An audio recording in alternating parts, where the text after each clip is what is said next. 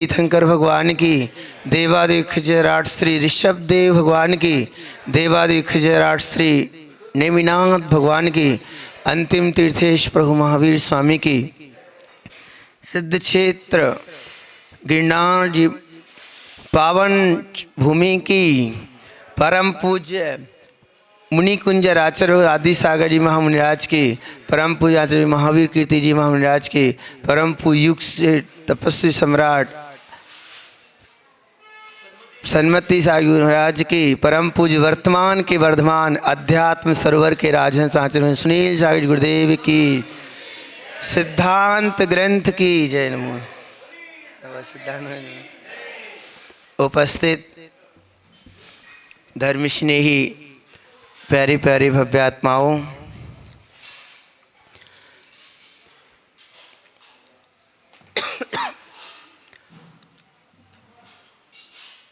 वस्तु का स्वरूप क्या है? जब तक वस्तु के स्वभाव को हम नहीं जानेंगे तब तक हम उससे विरक्त नहीं हो सकते। आचार्य भगवान ने कहा है कि सम्यक ज्ञान की प्राप्ति करो। सम्यक ज्ञान का मतलब है कि पदार्थ जैसा स्वरूप को लिए हुए है उसको उस रूप से स्वीकार करना, वैसी श्रद्धा रखना, वह सम्यक ज्ञान है।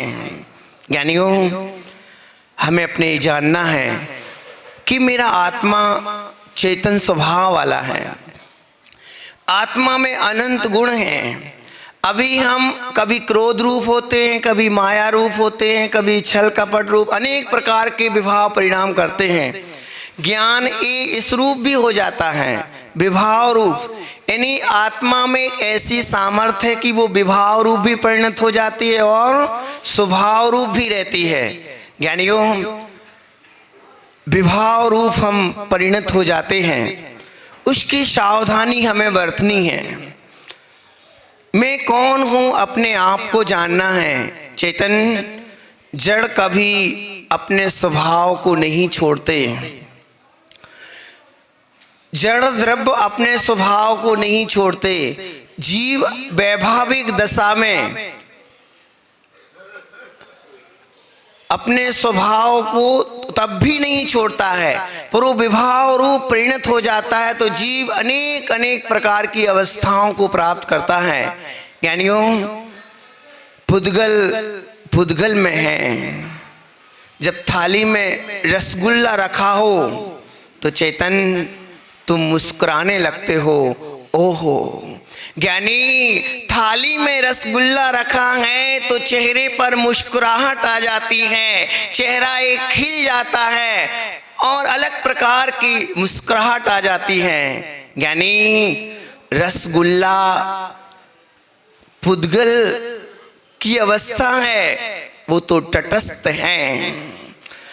देखने वाला चेतन थाली में रखा हुआ रसगुल्ला देखने वाला देख रहा है और देख करके वो मुस्कुरा रहा है, कितना सुंदर है। चेतन रसगुल्ला तटस्थ है, रसगुल्ले को अपनी पर्याय में परिणमित हो रहा है, वो अपने आप में ही है। पर जीव जब उस रसगुल्ले की ओर दृष्टि करता है तो उससे राग करने लग जाता है। यानी आचार्य भगवान ने एक ग्रंथ लिखा है अज्जप सारो, उसमें लिखा है कि पस पहुणो नाणे लोया लोए भासदे सम्मम। यानी प्रभु के ज्ञान में लोकालोक भासित होता है। प्रभु के ज्ञान में तीनों लोग झलकते हैं, फिर भी प्रभु को बंद नहीं होता है। आश्चर्य इस बात पर है कि प्रभु के ज्ञान में तीनों लोग झलक रहे हैं और वो बंद से मुक्त हैं, आश्रय नहीं हो रहा है। और हम थोड़ा सा ही ज्ञान करते हैं, थोड़ा सा ही नॉलेज के बारे में रखते हैं, वहाँ कर्म बंद हो जाता है। कारण इतना है कि हम वस्तुओं को वस्तु रूप से नहीं देख करके उसमें राग और द्वेष की कल्पना करते हैं या इष्ट अनिष्ट की कल्पना करते हैं, वहीं हम बंधन को प्राप्त हो जाते हैं। ध्यान रखना, जब आप कभी जाते हो कहीं किसी को भी देखते हो रास्ते में, तुरंत भावना बन जाती है ये सुंदर है, ये असुंदर है। शब्दों से भी राग द्वेष हो जाता है, पदार्थों से भी राग। अभी रास्ते में गंदगी पड़ी हो तो गिलानी का परिणाम आ जाता है। ज्ञानी, यही हमारी कमजोरी है। ओहो चेतन, रसगुल्ला जब थाली में होता है तो चेहरे पर मुस्कुराहट आ जाती है। रसगुल्ले को उठाया, मुख में दिया, उदरस्त कर लिया, वो परिणत उसकी पर्याय बदल गई। रसगुल्ला जब थाली में था तब भी तटस्थ था, और उदरस्त हो गया, मल रूप में परिणत हो गया, तब भी पुद्गल है, तब भी तटस्थ है। चैतन्य, बिगाड़ किसका हुआ? रसगुल्ले का बिगाड़ हुआ।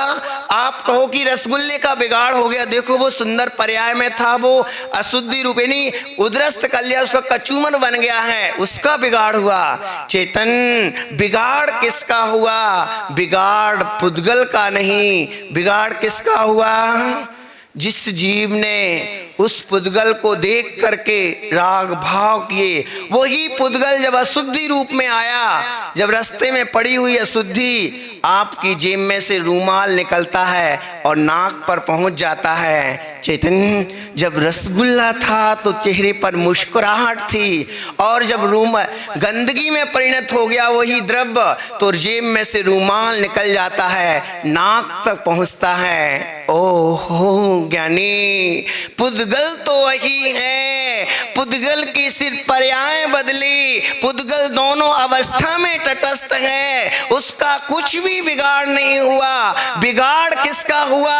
मैं आपसे पूछना चाहूंगा, किसका हुआ? जीव द्रव्य का बिगाड़ हुआ। जिस जीव ने रसगुल्ले की पर्याय में राग किया था और मलिन पर्याय में, यानी वो बदबू आ रही, उस पर्याय में द्वेष किया, अरति का भाव किया, उस जीव को कर्म बंध हुआ है।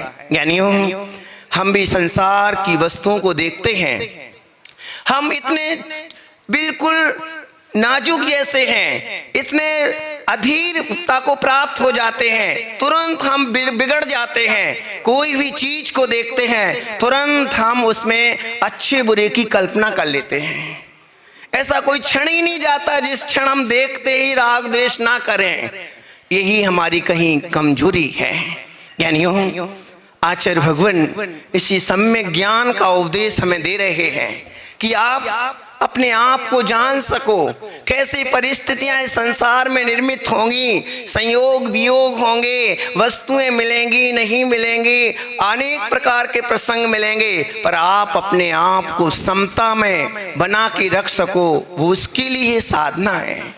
उसके लिए सम्यक ज्ञान की उपासना की जा रही है, सम्यक ज्ञान की आराधना इसीलिए है।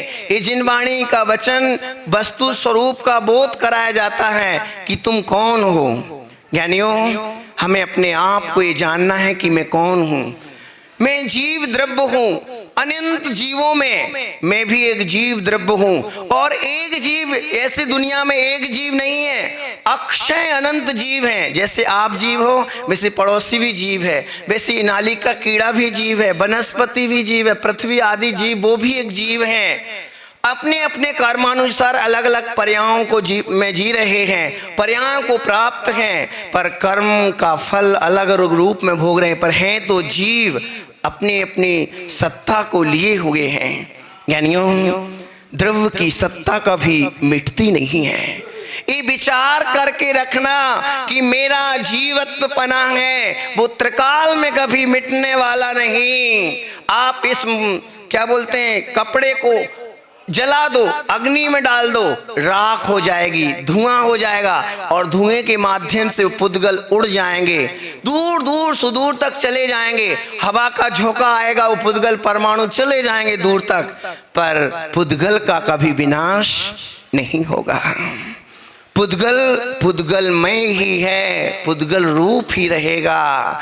ज्ञानी, पर्याय बदल जाएंगी पर द्रव्य का कभी विनाश नहीं होता है। आपकी वैसे आत्मा सत्ता है, आप हर द्रव्य की अपनी अपनी सत्ता है, वो सत्ता से वो द्रव्य अपने आप में सुरक्षित है, गुप्त है। जैसे आप अपने आप को सुरक्षित करते हो लॉकर में किसी चीज में रख कर के कोई चीज को कि वो सुरक्षित है, ज्ञानी भगवान महावीर कहते हैं, आचार्य भगवान कह रहे हैं कि वो द्रव्य जो है ना वो अपनी सत्ता की वजह से स्वयं ही सुरक्षित है, तुम्हें उसकी सुरक्षा करने की आवश्यकता ही नहीं। जैसे समझ लो आज अपन मर गए, मरण को प्राप्त हो गए, मरण हो जाएगा तो हम किस पर्याय में जाएंगे? ये शरीर छूट जाएगा, आत्मा किसी और पर्याय में फिर पहुंच जाएगी।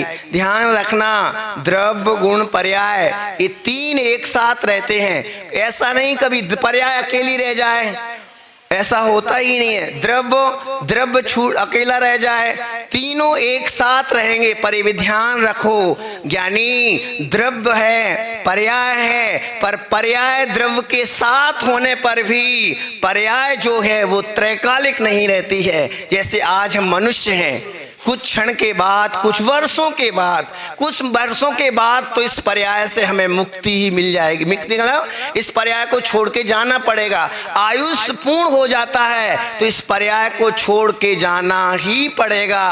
पर द्रव्य जो है वो त्रैकालिक है, वो कभी नष्ट नहीं होता है। यानी जो हमारी सत्ता है, जिस सत्ता से हम सुरक्षित हैं, आप हमारे जीव, भगवान महावीर की देशना इसी बात पर फोकस करती है कि तुम भी एक चेतन स्वरूप हो, सत स्वभाव वाले हो, तुम्हारी सत्ता त्रैकालिक है। ज्ञानियों, जब आप भविष्य में भी रहोगे, तत्वार सूत्र का एक सूत्र आचार्य भगवान पढ़ाते बताते हैं, उत्पाद व्यय ध्रुव युक्तम सत, यानी बस द्रव्य में उत्पाद भी होता है, व्यय भी होता है और सतपना भी बना रहता है, कभी नष्ट होता ही नहीं है। यानी मेरी आत्मा की सत्ता त्रैकालिक है। पर मैं आपसे कहता हूं, आप त्रैकालिक रहने वाले हो। यानी हम भूत में भी थे, ओहो ज्ञानी, हम भूत में भी थे। अपना भूत देखना है तो दूर जाने की आवश्यकता नहीं। एक इंद्री पंचेंद्री जानवर विकलत्र मनुष्य आदि जीवों को देख लो, यही हमारा भूत था। हम भी ऐसे कहीं वनस्पतियों की पर्यायों में खड़े रहे होंगे, पत्थर की पर्याय में कहीं पड़े होंगे, जल की पर्याय में कहीं बहते रहे होंगे और अब अग्नि वायु आदि की पर्यायों में कहीं बने रहे होंगे। चेतन यही हमारा भूत है और वर्तमान आज आपके पास है, पर आप भविष्य में भी रहोगे। क्यों? आपकी सत्ता त्रैकालिक है। ऐसा कोई समय नहीं आएगा कि आपकी सत्ता का सर्वनाश हो जाए। ऐसा दुनिया में कोई दुश्मन भी ऐसा नहीं तो तुम्हारी सत्ता को नष्ट कर दे। यानी अतीत में हमने अकाल मरण भी प्राप्त किए, अतीत में हम जानवरों के द्वारा खाए गए, अधूरा खा के छोड़ दिया, तड़पते तड़पते मर गए। चेतन, कोई ऐसी पर्याय नहीं आई कि तुम्हारे किसी जीव, किसी दुश्मन ने तुम्हारी आत्मा की सत्ता को नष्ट कर दिया हो। चेतन, 10 प्राणों का वियोग तो संभव है, पर चेतन प्राण का वियोग त्रैकालिक में संभव नहीं। शाश्वत रहने वाले हैं। ओहो ज्ञानी, भविष्य में भी हमें रहना है। बताओ भाई, भविष्य में किस किस को रहना है? तुम मना भी करोगे ना तो भी भविष्य में रहना पड़ेगा। आप कहो मैं दुनिया से तंग आ गया हूँ, पैसा नहीं है, परिवार हो गया हूँ, बच्चे बात नहीं मानते, दुकान चलती नहीं है, पत्नी टूट गई है, छोड़ो छाड़ो, मैं तो आज ही मर जाऊं, अपनी सत्ता को, अपनी आत्मा को नष्ट करने के लिए तुल जाओ। तो क्या तुम्हारी इस सोचने से आत्मा नष्ट हो जाएगी? क्या नहीं होगी। यानी आत्मा शाश्वत है। तो हमें भविष्य में रहना है, रहना तो पड़ेगा ही। आज यहाँ हो, कितने दिन के लिए हो बताओ? कितने दिन मौज कर लोगे यहाँ? 10 वर्ष, 20 वर्ष, 70 वर्ष, 80, 90, 100, 120 और आगे जाने वाले नहीं। मौज कर लो चेतन, जितना भी मौज करना है, इंद्रिय भोगों में लिप्त हो जाओ, उसमें रचपच जाओ, पर इस पर्याय से तो जाना ही पड़ेगा चेतन। पर भविष्य में भी हमें कहीं रहना होगा, हमें तो रहना ही है। पर मैं आपसे पूछ रहा हूं, भविष्य में आपको रहना है तो कहां रहना है? आप टिक लगाना। मैं बोलूंगा हाथी की पर्याय में, गधे की पर्याय में, घोड़े बन के, गधा बने, स्त्री बन के, पुरुष बन के, क्या बन के रहना है? बताओ भाई, क्या रहना है? नाली के कीड़े की पर्याय में रहना है क्या? नहीं महाराज, इस पर्याय में भी शाश्वत नहीं रह पाएंगे। ओ हो ज्ञानी, अनंत भविष्य में भी हमें रहना है। तो हम कैसे रहें जहाँ सुरक्षित बने रहें, अपने में बने रहें? यहाँ तो कुछ भी मिलता है, अस्थाई मिलता है। मनुष्य पर्याय भी मिली, इंद्रियां भी मिली, तो अस्थाई मिली। आज पंच इंद्रिय हो, कल तुम एक इंद्रिय की पर्याय में जन्म हो जाए। आज तुम सोच समझने की सामर्थ्य को लिए हुए हो, कल तुम बेमन वाली पर्याय में जन्म हो जाए तो कोई पूछने वाला भी नहीं, आत्महित का चिंतन करने का अवसर भी नहीं मिलेगा। ज्ञानी, पर हमें भविष्य में रहना है तो किस रूप में रहना है? आप विचार करो, बताओ भाई ज्ञानियों, भविष्य में रहना तो किस रूप में रहना है? किसी को नहीं रहना है। चेतन, भविष्य में राजकोट वालों आप बताओ, भविष्य में रहना है तो चेतन सिद्ध बन के रहना है। ओ हो ज्ञानी, सादी नित्य शुद्ध पर्याय। ओ हो चेतन, सिद्ध है। शुद्ध पानी में जैसे लहर उठ रही है, एक के बाद एक के बाद एक के बाद, पर उस द्रव्य का, यानी पर्याय का, वो सिद्ध अवस्था का नाश कभी नहीं होगा। सिद्ध अवस्था में रहना है। चेतन, आपको सिद्ध बनना ही बनना है तो आप अपने आप को एकत्व स्वभाव की दृष्टि करने की शुरुआत कर दो। किस किस को सिद्ध बनना है? क्या बात है, सभी लोगों के हाथ उठे हुए, राजकोट वालों के भी और दूर दूर से आए हुए भक्तजन। ज्ञानियों, सबको सिद्ध बनना है तो क्यों ना हम अपने उस सिद्ध स्वरूप को ही अपने स्मरण में लिया करें। आचार्य भगवान कहते हैं कि आप जो तुम्हारा है उसके अलावा तुम्हारा नहीं है, जो उसका तुम चिंतन भी मत करो। जैसे अपन समझ लो ये कपड़ा मेरा नहीं है, आत्मा से भिन्न है, उसके बारे में सोचने के लिए जगह नहीं दी गई है। द्रव्य संग्रह में नेमीचंद स्वामी ने तो कहा, माँ चिट्ठ है माँ जंप है, यानी कुछ भी चेष्टा मत करो, कुछ भी उस द्रव्य के बारे में विचार भी मत करो। तो अपन तो ढेर सारा सोचते हैं उसके बारे में, गंदा गंदा सोचते हैं, सामने वाले को मैं देख लूंगा, सामने वाले के प्रति जैसा खार खा के बैठे रहते हैं। ज्ञानी, यहाँ तो आचार्य भगवान कह रहे हैं कुछ भी मत सोचो, तुम्हें कोई गुंजाइश नहीं सोचने की, वहां कल्याण करना है। ज्ञानी, तो पर को पर रूप में ही देखना शुरू कर दो, किसी के बारे में सोचना भी नहीं। मेरा है ही नहीं पर द्रव्य, तो मैं सोचूं भी क्यों? चेतन, हमें सिद्ध पर्याय को पाना है तो शुद्ध आत्मा की निरंतर एकत्व स्वभाव की भावना करो। आप जब भी उठो, मैंने एक दिन और बताया था, जब आप कहीं भी रहो अपने आप के स्वरूप की एक बार स्मरण में बना लिया करो, मैं कौन हूँ। बहुत व्यस्त रहते ना आप 24 घंटे बाहरी उलझनों में, कभी कभी अपने आप को भी विचार कर लिया करो, मैं कौन हूँ। मैं एक चैतन्य आत्म तत्व हूँ। इस संसार में रहना मेरा स्वरूप नहीं है। इस पर्याय में रह करके मैं क्या आनंदित मना हूँ। जैसे समझ लो आपको कोई नेता, वो अंग्रेज लोग आपसे कहें कि आपको बहुत बड़ा वैभव दे रहे, बड़ा मिनिस्टर का पद दे रहे, पर तुम्हें हमारी दास्तां में ही रहना होगा। बोलो, अंग्रेजों के शासन में आप बड़ी बड़ी उपलब्धियां वो देते थे आप लोगों को कि वो हमको आपको ये सौंप देंगे, पर नहीं, भारतवासियों ने कहा मेरा देश मुझे चाहिए, तुम्हारी उपलब्धियां मुझे नहीं चाहिए। आप बड़े बड़े पद मुझे दे रहे हो, बड़ा बड़ा शासन का कुछ अधिकार सौंप रहे हो, मुझे नहीं, मेरी स्वतंत्रता चाहिए, मुझे अधिकार और कोई चीजें नहीं चाहिए। ज्ञानी, ऐसे पुण्य के उदय में सुंदर शरीर मिला है, धन वैभव मिला है, इज्जत सम्मान मिली है, चतुरता मिली है, प्रभु एक ज्ञानी मनुष्य पर्याय मिली है। ये रमने के लिए नहीं, एक कर्म रूपी सरकार से तुम्हें मिली है। तुम कह दो कम कर्म रूपी अंग्रेज की सरकार है, उसने कहा कि तुम्हें जो कुछ चाहिए सब मिल जाएगा संसार का, कहो मुझे नहीं चाहिए। संसार का वैभव मुझे नहीं, मुझे तो अपने चित्त स्वभाव की स्वतंत्रता चाहिए। देखो तीर्थंकर नेमिनाथ प्रभु, उनके पास पुण्योदय में क्या क्या नहीं था। कहते हैं तीर्थंकर भगवान इतने पुण्यशाली होते हैं कि जब जन्म होता है तीनों लोकों में सुभिक्ष होता है, मेरु पर्वत पर अभिषेक होता है, बहुत पुण्यशाली जीव होते हैं। ऐसा पुण्यशाली जीव भी नेमिनाथ जैसे प्रभु ज्ञानी भोगों की ओर आकर्षित नहीं हुए। कहने लगे मुझे तो अपनी स्वतंत्रता चाहिए, मैं तो चित्त स्वरूप मात्र हूँ, मुझे बाहरी वैभव नहीं चाहिए। आचार्य भगवान एक छोटी सी उम्र में गृहस्थी को छोड़कर, यानी गृह परिवार को छोड़कर के यहाँ क्यों आए?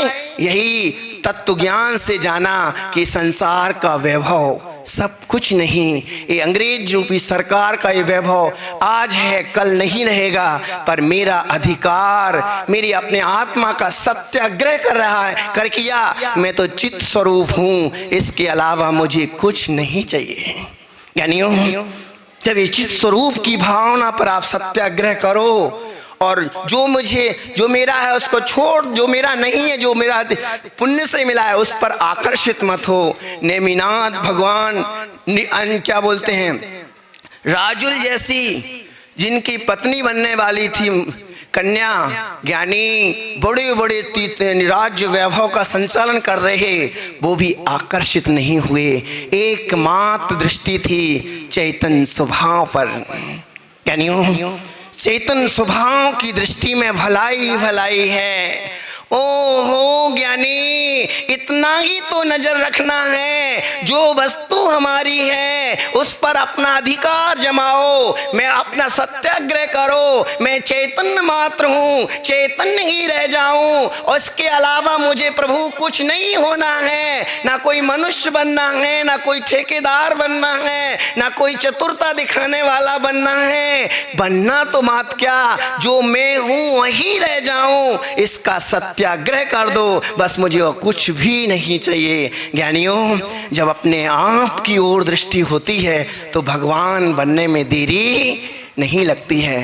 राजकोट के भैया लोग बैठे हुए हैं, राजकोट में समाज बड़ी है पर मुनि भक्तों की संख्या कम है। 40-50 करीबन घर हैं जो MP UP आदि से आए हुए भैया लोग हैं और इनकी बहुत भक्ति भावना है। आचार्य भगवान के बिहार में भी घोगा से चल रहे रास्ते से उनको पता पड़ा कि संग गिरनार जी आ रहे, तब से लगे हुए निश्चित हैं। ज्ञानियों संस्कार गुरु सेवा के जिसको मिल चुके हैं, जिनको अपनी मनुष्य पर्याय की सार्थकता समझ में आई कि मैं मनुष्य पर्याय में आया हूँ तो मुझे ऐसे नहीं खोना है, तो दूर दूर से यहाँ श्रावक आचार्य भगवान के मंगल प्रवेश पर कहीं न कहीं पूरे भारत देश से अलग अलग जगहों से आकर के यहाँ चौका भी लगा रहे हैं और भगवान की आराधना में लीन है।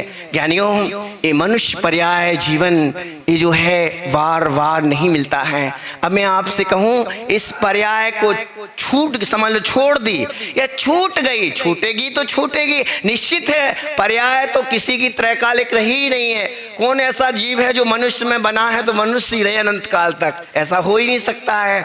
ज्ञानी ये छूट जाएगी, फिर हम द्वारा विचार करो, हम इसी मनुष्य पर्याय में जैन कुल में जन्म हो जाए हमारा, बताओ तुम्हारे हाथ की बात है क्या? ये ज्ञानी संयोग भी मिले हैं, गुरु का सानिध्य। आज सिद्धांत ग्रंथ की वाचना कल से शुरू हुई है। ऐसे मंगलमय वातावरण, तत्व समझने की बुद्धि, ज्ञानी अपने आप की पुण्याई है, बहुत बड़ा पुण्य है। ये संयोग भी तुम बनाना चाहो तो लाख कोशिश करके भी नहीं बना सकते हो। ये संयोग ये ध्यान रखना, जो आज संयोग है, आज जैसे अपन सब बैठे यहाँ 50-100 लोग, यही लोग कुछ वर्षों बाद फिर मिल जाएं, क्या मिल सकते हैं? क्या नहीं मिल पाएंगे। आप कहो कि मैं 100 वर्ष के बाद आप फिर अपन गिरनार जी की तलहटी में जाएंगे, मिलेंगे, स्वाध्याय करेंगे, ऐसे ही बैठेंगे, चाहे कोई साधु हो चाहे कोई भी हो। वो संयोग जो आज हैं वो कल नहीं मिल सकते, यानी बिछुड़ जाएंगे तो फिर कोई पता नहीं कब मिलेंगे। यानी संयोग हमें मिले हैं, पुण्य से हमें जिन कुल मिला है, जिन धर्म मिला है, गुरु भगवान की वैयावृत्ति सेवा, जिनके उपदेशों से आत्मस्वरूप को जानने का स्वर्णमय अवसर प्राप्त हुआ है, तो हमें पूरा भरसक लाभ लेना है और अपने एकत्व स्वरूप पर दृष्टि करना है, जिसके प्रभाव से हम सिद्ध बनेंगे। यानी सिद्ध बनने की बड़ी लालसा अपन सब में है कि मैं सिद्ध बनूं। बस इतना ही मात्र ध्यान है। जो सिद्ध भगवान का स्वरूप है, उस रूप अपने आप को सुबह शाम देखो। मेरा स्वरूप तो सिद्धों जैसा है, मैं कहाँ यहाँ राग द्वेष कर रहा हूँ, धन दौलत के लिए लड़ में भिड़ रहा हूँ, एक दूसरे के प्रति पक्ष, जाति, कसाय, विकार, इनके प्रति गलत भाव क्यों रख रहा हूँ। तो धन दौलत आज दुर्गति हो रही है तो पर द्रव्यों के राग में हो रही है। 100 द्रव्य में कभी जीव की दुर्गति नहीं होती है। ज्ञानी 100 द्रव्य की जो आराधना करते हैं वो नेमिनाथ जैसे सिद्ध बन जाते हैं, और जो पर द्रव्यों में राग करते हैं तो ये संसारी जैसे पर्यायों में भटकते रहते हैं। तो हम भी इस 100 तत्व की दृष्टि करें। आचार्य भगवान का मंगलमय पदार्पण गिरनार जी की इस पावन धरा पर हुआ है, और 1 महीने का करीबन यहाँ मंगल प्रवास रहेगा, जहाँ सिद्धांत ग्रंथ की मंगल ग्रंथ जो जय धवला की पहली पुस्तक की मंगलमयी वाचना होगी। इस सिर्फ कहते हैं कि सुनने मात्र से भी असंख्यात गुणी कर्मों की निजरा होती है। तुम बिल्कुल नहीं जानते उस विषय में, फिर भी मन वचन काय को स्थिर करके जो सुनते हैं, तो निश्चय आप सबका पुण्य है। आप तीर्थंकर भगवान नेमिनाथ की आराधना करते हुए आत्मबोध को प्राप्त करते हुए और अपने आप को सिद्ध भगवान के स्वरूप में ढालने की कोशिश करो, जिससे हमारा जीवन धन्य हो। इन्हीं मंगल भावना के साथ आचार्य सुनील सागर गुरुदेव की जय। नमो।